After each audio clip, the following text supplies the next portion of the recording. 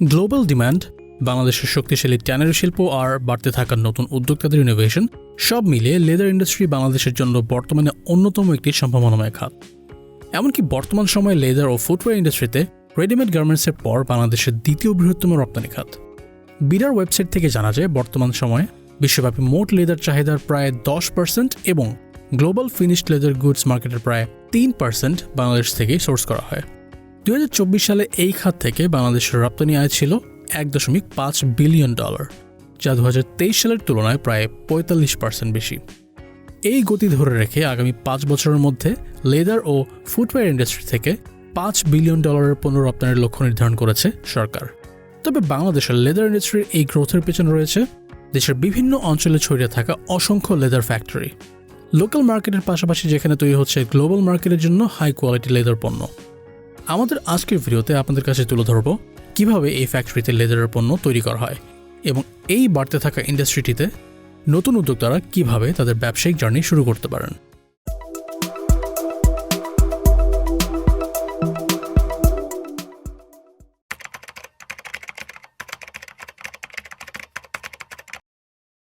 আমি জায়েদ বিন করিম।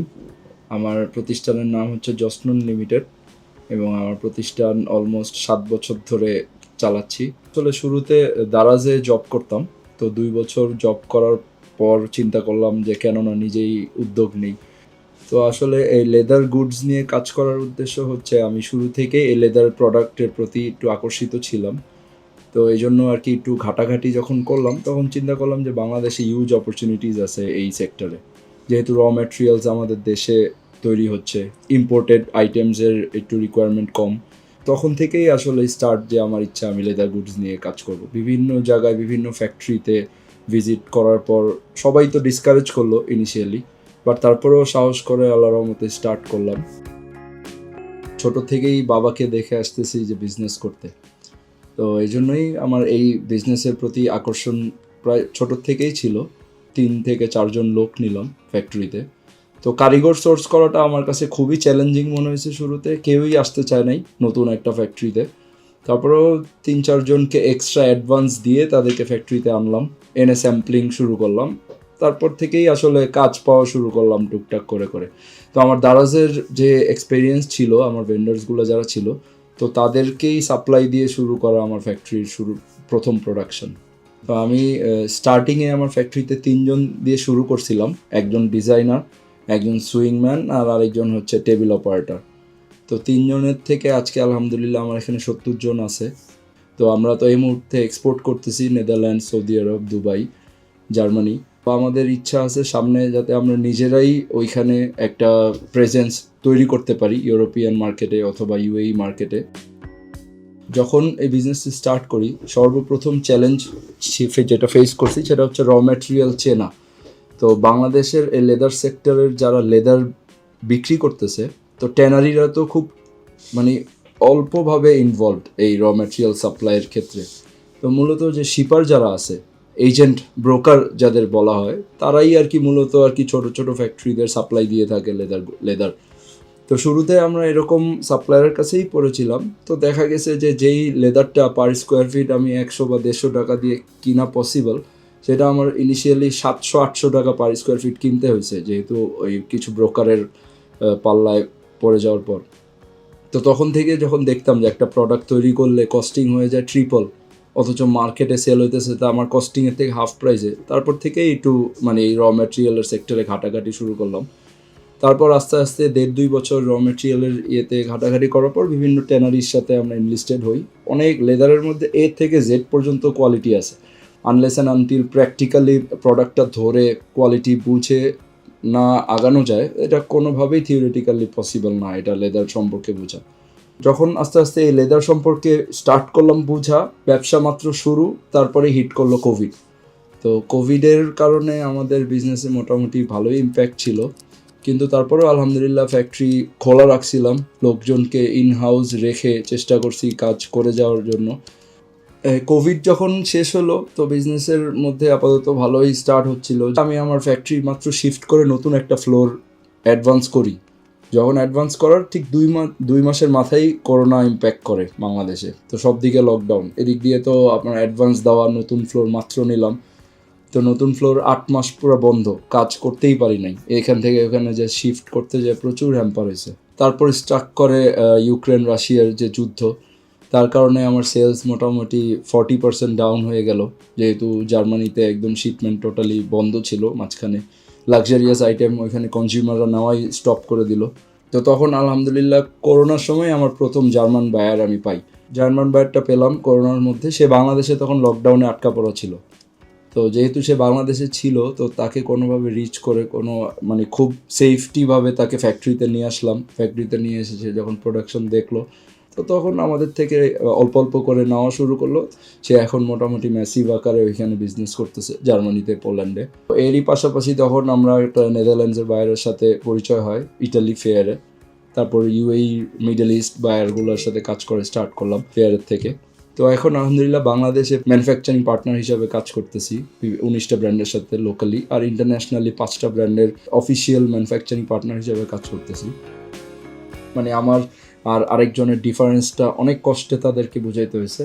তারপরেও তারা মোটামুটি আমাদের সাথে 1-2বার কাজ করে স্বাচ্ছন্দ্য বোধ যখন ফিল করছে, যখন থেকে দেখলো যে তাদের প্রোডাক্ট ডেভেলপমেন্ট অথবা R&Dতে এক্সট্রা কোনো চার্জ লাগছে না, যেটা আমরা ইনহাউস দেওয়ার চেষ্টা করি। সব ব্র্যান্ডদেরকেই আমরা R&D একটা সাপোর্ট দেই, কন্টিনিউয়াস তাদের sampling, continuous proper QC control করে প্রোডাক্ট।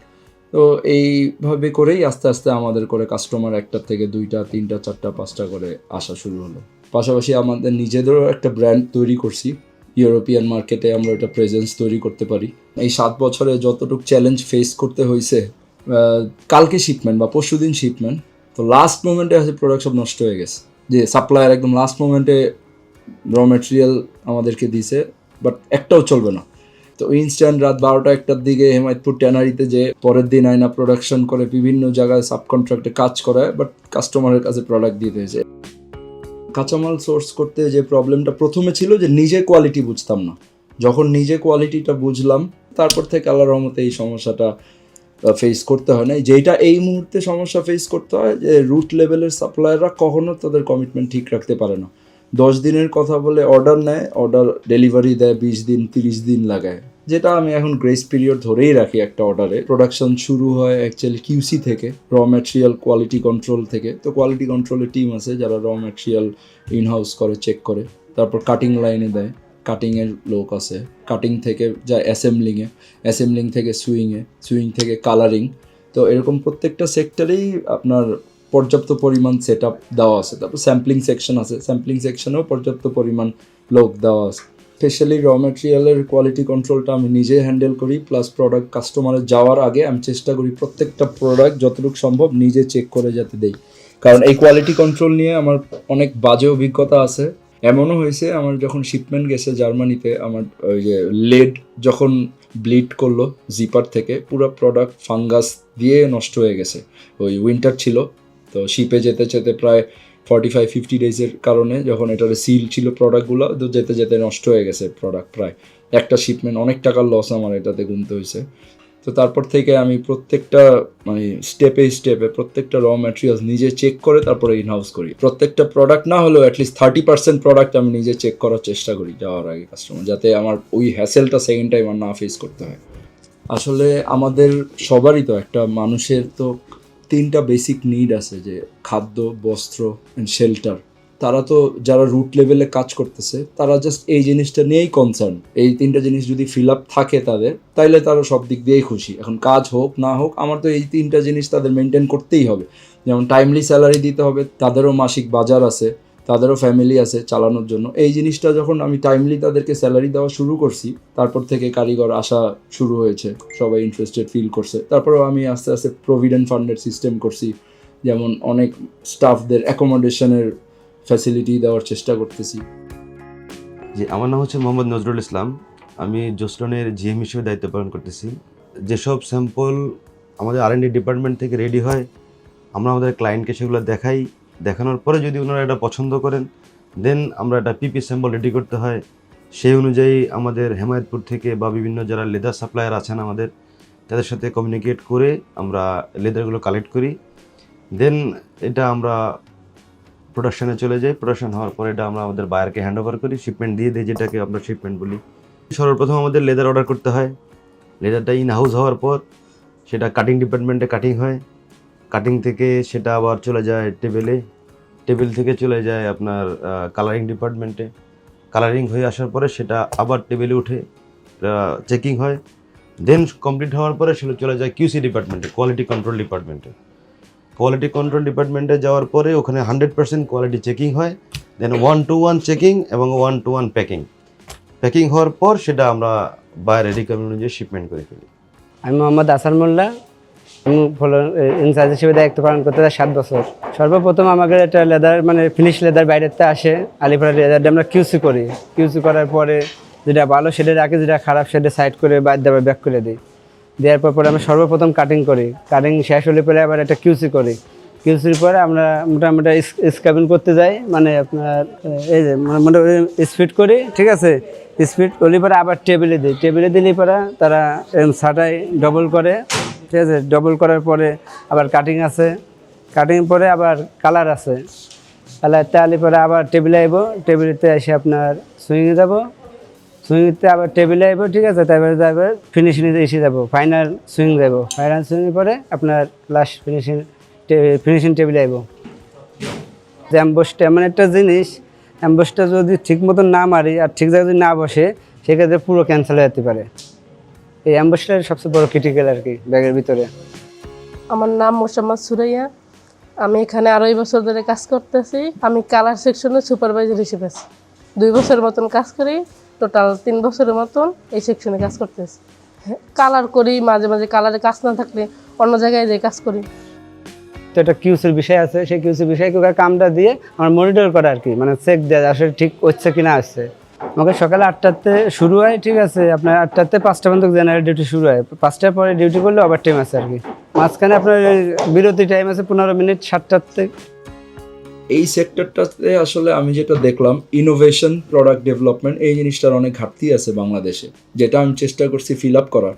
তো যখন থেকে আমি একটু কোয়ালিটিটা একটু ভালো দেওয়ার চেষ্টা করলাম কাস্টমারে, তখন দেখলাম মানুষজন দাম দিয়েই কোয়ালিটি প্রোডাক্ট নিচ্ছে। একটা ডিজাইনার প্রোডাক্ট, একটা ভালো ডিজাইনের প্রোডাক্টগুলো কাস্টমারের কাছে বেশি যাচ্ছে। কম্পিটিশনের ক্ষেত্রে একটু সেফ আছি।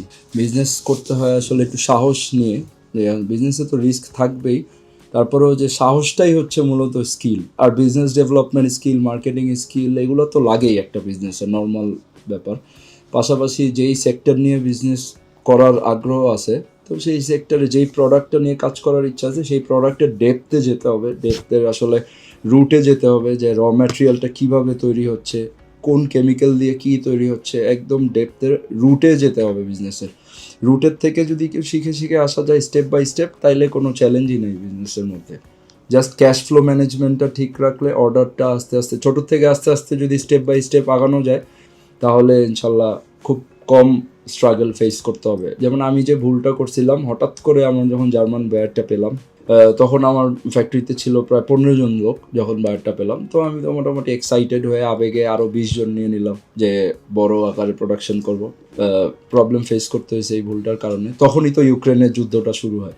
তারপর আবার লোকজন কিছু কমালাম, তারপর আলহামদুলিল্লাহ কিছু লোকাল বায়ারের সাপোর্টের কারণে আবার লোক নেওয়া শুরু করলাম।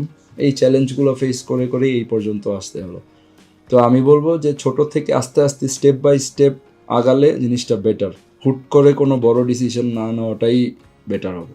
এই সেক্টরের ফিউচার নিয়ে অবশ্যই অনেক আশাবাদী, যে গ্লোবালি প্রচুর ডিমান্ড এই সেক্টরের লেদার গুডসের।